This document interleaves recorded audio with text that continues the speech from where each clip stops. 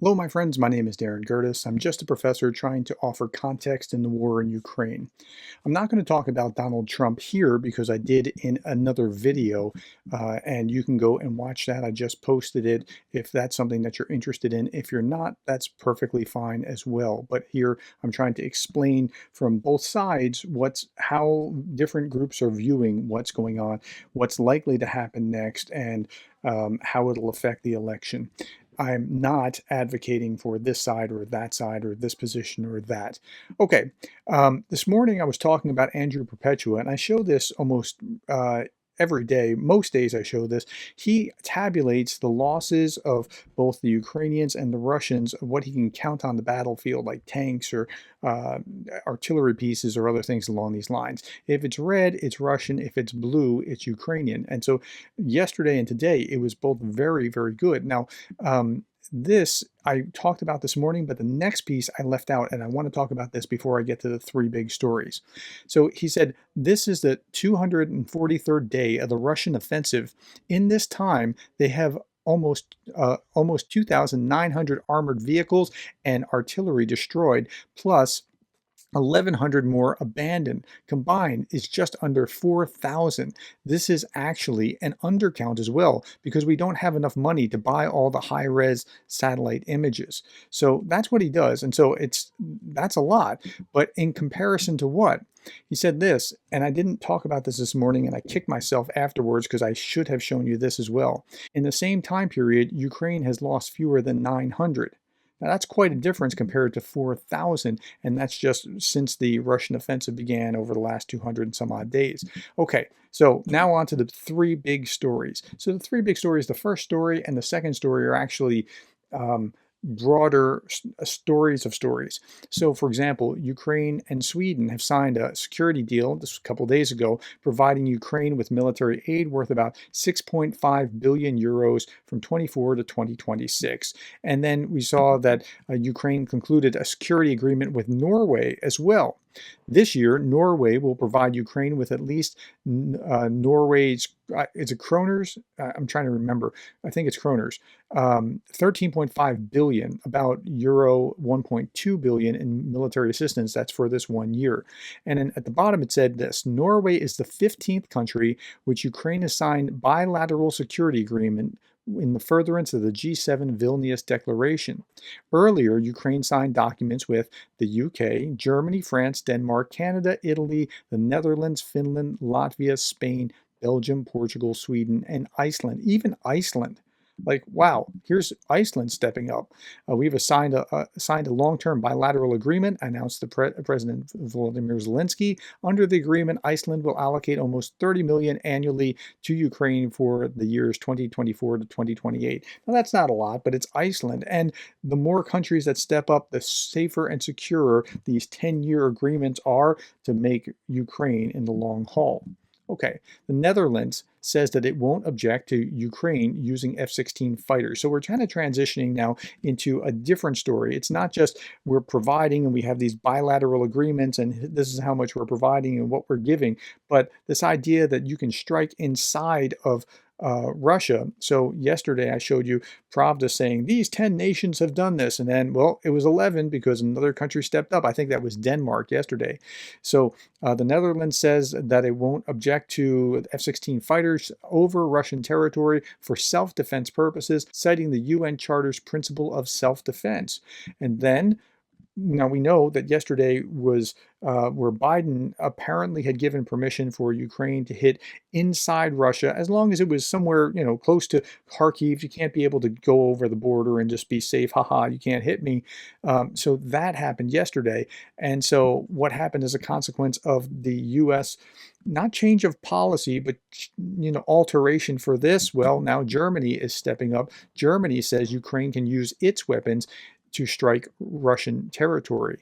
Germany has announced that it will allow Ukraine to use German weapons to attack targets within Russia's borders. They were just waiting, like the delivery of tanks earlier, like a year and a half ago. They were just waiting for the U.S. to step up. And I think I understand why, and I'll explain in just a moment.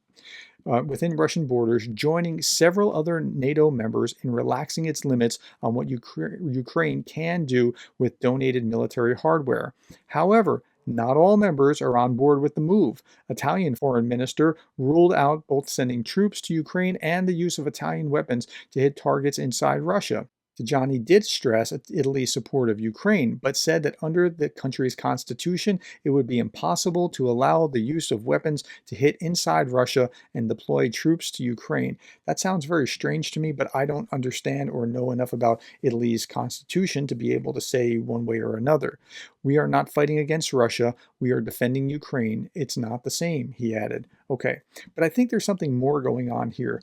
I'm trying to remember who was suggesting this. Maybe it was Greg Terry when we were talking the other day about how like some nations are playing not for Ukraine to win, but they're thinking about how they want to deal with Russia afterwards and like, we didn't do this to you. And so they're thinking in those kind of terms, like we're not going to step up in a meaningful enough way to support Ukraine to win, because they're thinking about the peace with Russia after the war and being able to trade and that sort of thing. And I think there may be an element of that. Certainly there is with Orban and Hungary, but with other nations as well. I think that may be slowing down some progress. The Czech Republic calls for more cash to fund ammunition for Ukraine. Now, I read an article, and I can't find it now, but some of the artillery that they bought from other places needed to be refurbished. Like it was almost defective, and I can't find that article. I hope I didn't dream that. I mean, I can't trace that article, but I dreamed this stuff now. I think I'm going to need to take a couple days off next week sometime. So if you see me disappear for a little while or my tempo is slow, it's just like this has just been overwhelming, and so I need to downshift a bit. Okay, only 5 countries out of 20 that pledged cash have sent the financial allocations at the end of May. This is for the artillery from the Czech Republic. But 3 months after they went public with its move, only a few countries has pitched in, Prague said. As part of a first delivery under the initiative, Ukraine's armed forces will receive, quote, between 50,000 and 100,000 ammunition rounds in June. So it's coming, it's on its way, but it's been a struggle to get it to. Now, remember, they have to buy it. This isn't producing, this is buying it from other nations. The Czech Republic has trustworthy commitments for 500,000 shells within 2.5 months, which is worth slightly more than $1.5 billion. That's how much 500,000 shells are. It's expensive.